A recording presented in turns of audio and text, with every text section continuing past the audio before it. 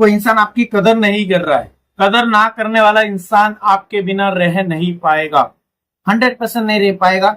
चीजों को समझना पड़ेगा, वैल्यू बढ़ानी पड़ेगी, इंपॉर्टेंस बढ़ानी पड़ती। कदर का मतलब जानना पड़ेगा, एक्चुअल में कदर क्या होती है, कैसे करवानी होती है, कितनी करनी होती है, किसी इंसान को कितना वैल्यू देना है, किसी इंसान को कितनी रिस्पेक्ट देनी है। ये सारी चीजें डिसाइड करती है कि आपकी कदर होगी या नहीं। बहुत सारी ऐसी बातें जो इस वीडियो में हम डिस्कस करेंगे। नमस्कार दोस्तों, मेरा नाम है हरीश, आप देख रहे हैं टिप्स विद हरीश। चलिए शुरू करते हैं।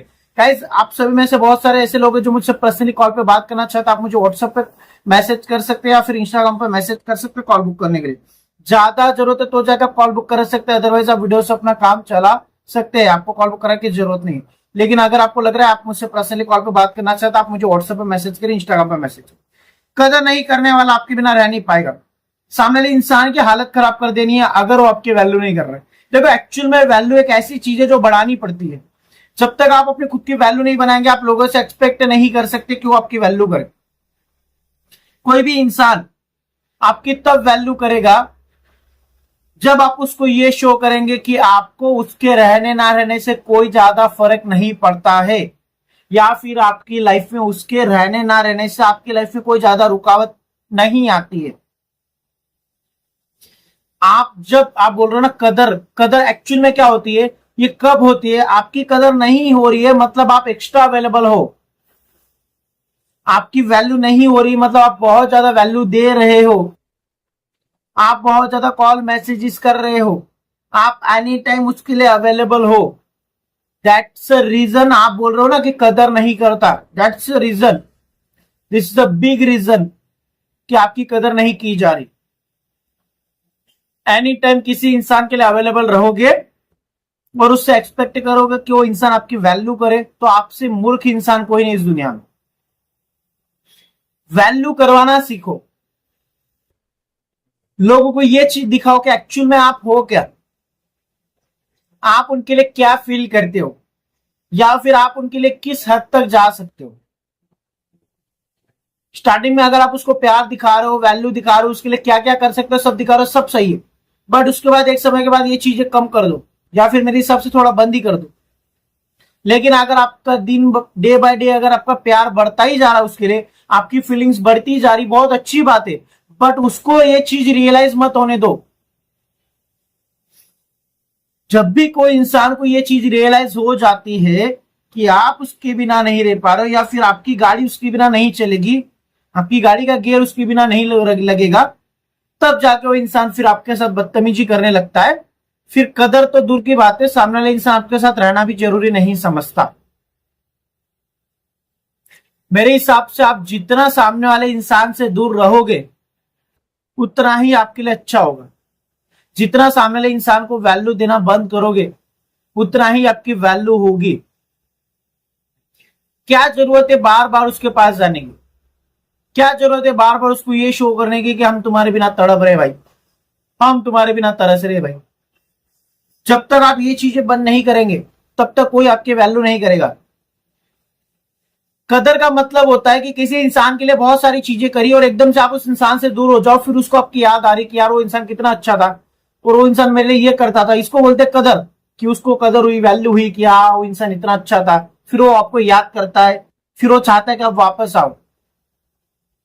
तो ये चीज कराने के लिए दूर भी तो जाना पड़ेगा। फिर आप बोलोगे कैसे जाना, क्या करना है? देखो मैं समझाता हूं। दूर जाने का मतलब ये नहीं होता है कि आप सामने वाले इंसान को छोड़ दो। लेकिन मैंने हमेशा बताया, जब आप कदर करवाना चाहते हो, वैल्यू करवाना चाहते हो, नो कांटेक्ट में जा रहे हो, तो आपके दिमाग में यही चीज होनी चाहिए कि मुझे मूव ऑन करना है। मैं वापस इस इंसान के पास नहीं जाना चाहता, या फिर ये इंसान मेरे लाइफ में ना आए, मेरे लाइफ को स्पॉइल ना करे।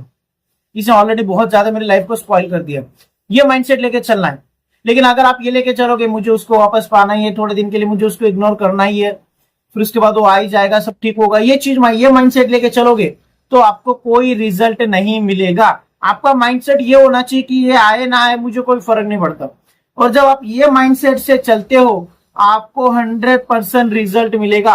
सामने वाले इंसान को डर लग जाता है कि यार ये इंसान मेरे को छोड़ के तो चला जाता है, लेकिन हाँ मेरे एक मैसेज करने पे आ ही जाता है, या फिर 10 दिन के बाद ये खुद आ जाता है अगर मैं कॉल ना करूं, या फिर मैं इसको ब्लॉक मार दूं, ये दूसरे नंबर से मेरे को कांटेक्ट कर ही लेता है। ये तीनों क्राइटेरिया अगर आपने पार कर दिए मतलब इन तीनों क्राइटेरिया पे आपने कंट्रोल कर लिया, ये तीनों चीज आपने नहीं की, फिर सामने वाले इंसान के अंदर थोड़ा सा डर, भय बोलते हैं ना, भय, थोड़ा सा डर उसके अंदर आता है कि यार ये मेरे को छोड़ के तो नहीं चली जाएगी, इस बार ऐसा क्यों कर रही है, कभी तो ऐसा नहीं करती, कभी तो नहीं छोड़ती, कभी तो ये नहीं किया, कभी तो वो नहीं किया। ये सारी चीजें सामने वाले इंसान को डराती है और फिर उसके माइंड में सब क्वेश्चन आते हैं बहुत ज्यादा कि यार ऐसा कभी नहीं किया, इस बार सच में तो नहीं चलेगी, ऐसा तो नहीं होगा। फिर उसको अपने आप आपकी याद आती है कि यार मैंने उसके साथ ऐसा बर्ताव किया, गलत किया, मैंने उसके साथ ये किया, गलत किया। लेकिन अगर आप उसको बार बार ये बोल रहे हो तूने ऐसा किया, तू ऐसा करता है, तूने मेरे को यहाँ पे हट किया, तूने ये किया, तूने वैसे किया, तूने ये, तो फिर वो आपकी वैल्यू बिल्कुल कभी नहीं करेगा, बल्कि आपसे इरिटेट होगा और ज्यादा दूर जाएगा, या फिर और ज्यादा आप अपने रिलेशनशिप को खराब करो, या फिर आप उस इंसान से दूर जा। बेटर है कि आप सामने वाले इंसान से थोड़े समय के लिए उससे दूर जाओगे तो सामने वाले इंसान को अपने आप रियलाइज हो जाता है, आपको बताने की जरूरत नहीं पड़ेगी कि वो आपकी गलती क्या है, उसकी गलती क्या है, अपने आप रियलाइज होता है थोड़ा समय देने के बाद, स्पेस देने के बाद कि हाँ मैंने ये गलत किया था, मैंने यहाँ पे इसको हर्ट कर दिया, इसीलिए ये कांटेक्ट नहीं कर रहा है, इसीलिए इस बार इसको बुरा लगा है। फिर वो खुद मैसेज करता है, आप बोलोगे ठीक है मैंने माफ किया लेकिन मैं तेरे साथ नहीं रहना चाहता, थोड़ा आप एटीट्यूड के साथ। फिर वो बोलेगा कि यार इसको ज्यादा ही बुरा लग गया, फिर वो घुटने भी टेक देगा थोड़े समय के बाद, अगर आप थोड़ा ज्यादा मना करोगे। लेकिन ये थोड़ा एक प्रोसेस होता है, उसको थोड़ा समय लगता है, थोड़ा टाइम देना पड़ता है, बस और कुछ है, बाकी हर चीज अपने आप हो जाती है। यही इंसान जो कदर नहीं कर रहा है वो आपके पीछे पागल की तरह भागेगा, वो बोलेगा कि यार मैं तेरे लिए ये, मैंने ये, वो अपने आप अपनी गलती उगलेगा कि मैंने ये गलती की, सॉरी मैंने ये किया, सॉरी मैंने ऐसा किया तेरे साथ, सॉरी, वो अपने आप बोलेगा। Time it is the best medicine for every problem. Time जो है बहुत अच्छी दवाई है हर प्रॉब्लम का। थोड़ा टाइम दो, थोड़ा समय दो, थोड़ा स्पेस दो, थोड़ा कंट्रोल करो इमोशंस पे, फीलिंग्स पे, अपने प्यार पे, अपने दिमाग पे कंट्रोल रखो, अपने आप सारी चीजें ठीक हो। आई होप आप समझे, प्लीज वीडियो को लाइक शेयर और सब्सक्राइब करें। Thank you so much for watching this video, take care, bye bye.